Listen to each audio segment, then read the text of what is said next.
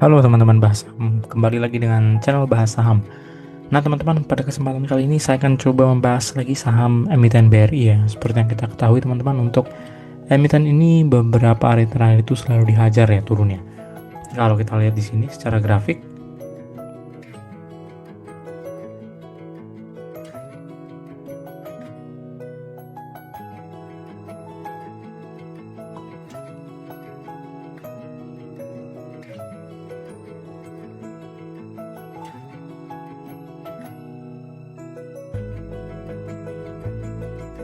kita coba perhatikan ya secara daily-nya beberapa periode terakhir, beberapa hari terakhir itu selalu dihajar turun terus ya sampai ke bawah.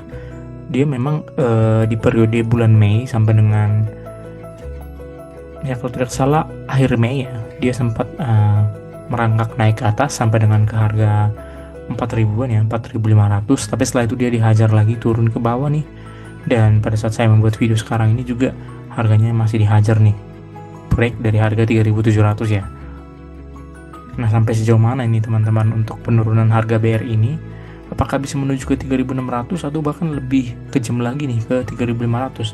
Atau kalau memang kita bisa lihat lagi nih ya, kalau saya melihat tadi secara sekilas emiten BRI ini, dia juga masih ada gap nih teman-teman, di kurang lebih harga di 2.500-an ya, 2.500 atau 2.600. Sebenarnya kalau kita perhatikan, kalau kita melihat pure secara teknikal, mungkin emiten ini kemungkinan besar akan dihajar lagi nih sampai ke bawah gitu ya teman-teman. Tapi sebenarnya apa yang membuat emiten ini bisa dihajar emitennya harga sahamnya ke bawah? Nah, kita coba lagi teman-teman dari sisi fundamentalnya ya.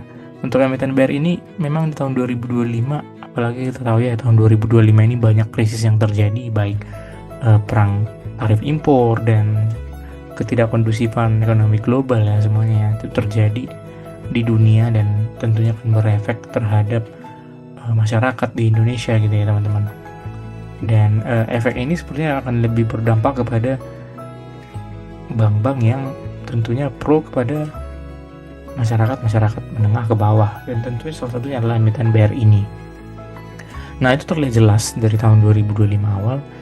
Dari sisi laba bersih juga diproyeksikan selama setahun itu menurun ya teman-teman. Dan kalau kita lihat ini earning per share selama setahun di tahun 2025 ini ya terjadi penurunan dari 397 dalam satu tahun, sekarang menurun menjadi 361. Nah, itulah sebabnya proyeksi emiten ini memang di tahun 2025 ini menurun dari sisi penghasilan maupun laba bersihnya gitu ya, maupun pendapatan.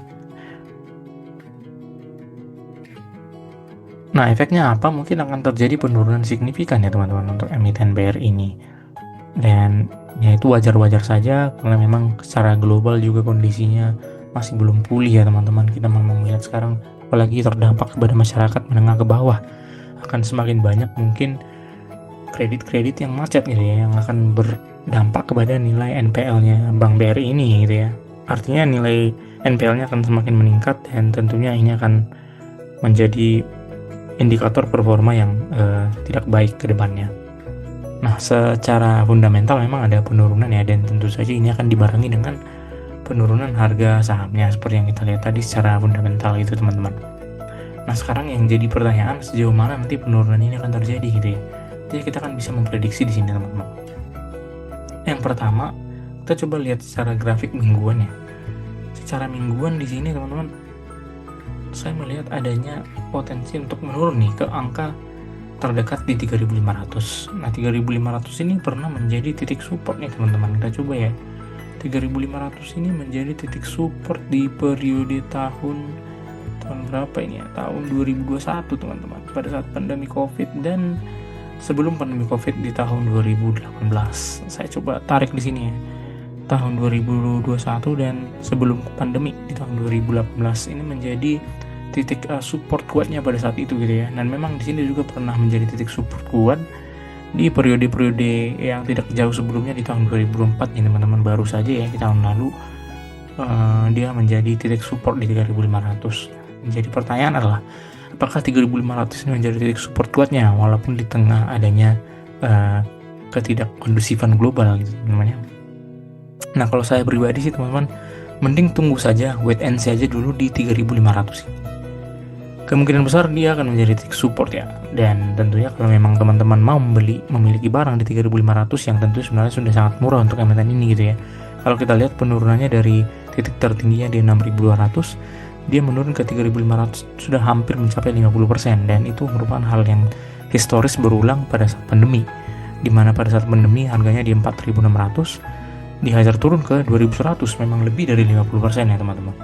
Nah, sekarang yang jadi pertanyaan, kalau memang hal tersebut terjadi, ada dua kemungkinan, dia akan bertahan di support di 3.500 atau bisa menurun kembali nih teman-teman ke angka 2000-an gitu ya.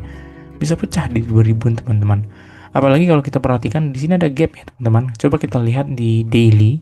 Untuk emiten ini di daily-nya pada saat pandemi ya, tahun 2021. Kita coba lihat ya teman-teman. Tahun 2021 pada saat dia sudah naik ya. Nah, di sini ada gap nih teman-teman, saya lihat ya secara teknikal teman-teman. Ya memang tidak selalu sih gap ini akan ditutup gitu ya. Tapi kebanyakan sih memang akan ditutup gitu teman-teman. Kalau saya melihat secara historis ya untuk saham-saham yang lainnya, ini dia ada gap di angka 2000 ya, katakan saya 2600-an ya. Nah, ini menjadi gap yang menurut saya krusial. Apakah nanti akan menuju ke sini gitu ya teman-teman ya. Nah, kalaupun menuju ke situ ya sebenarnya itu sangat berpotensi untuk hal yang cukup menarik buat emiten ini gitu teman-teman. Artinya apa? Ya emiten ini akan didapatkan dengan harga yang lebih murah lagi untuk teman-teman gitu ya. Makanya saya membuat di sini 2600-an ini menjadi titik support yang selanjutnya gitu teman-teman. Nah, secara tahunan ya, annual untuk tahun 2025 menurut saya sih akan terjadi penurunan ya teman-teman. Jadi mungkin kita tidak perlu berharap sampai dengan adanya window dressing gitu ya di akhir tahun. Bisa jadi nanti di tahun ini memang penurunan signifikan gitu teman-teman. Tapi apapun itu, nanti seiring dengan perbaikan ekonomi global, kondusifnya global, tentu saja nanti perekonomian akan membaik, dan itu akan mengikut ke performa dari Bank BRI ini gitu teman-teman ya. Jadi secara long term sih untuk teman-teman yang ingin berinvestasi untuk jangka panjang, menengah sampai dengan jangka panjang, ini adalah kesempatan yang bagus teman-teman untuk memiliki emiten ini di harga yang sangat rendah gitu ya. Ya memang potensi tadi ke 3.500 dan juga ke 2.600 teman-teman itu bisa saja terjadi. Tapi ya tentu saja kalau memang nanti perbaikan ekonomi global itu bisa secara cepat bisa terjadi, saya rasa sih 3.500 ini sudah cukup kuat menjadi titik support itu ya teman-teman. Nah baik, mungkin sekian pembahasan mengenai saham BRI ini. Kalau teman-teman memiliki pendapat lain, boleh di komen di kolom komentar, dan jangan lupa klik like dan subscribe untuk kemajuan channel ini. Terima kasih.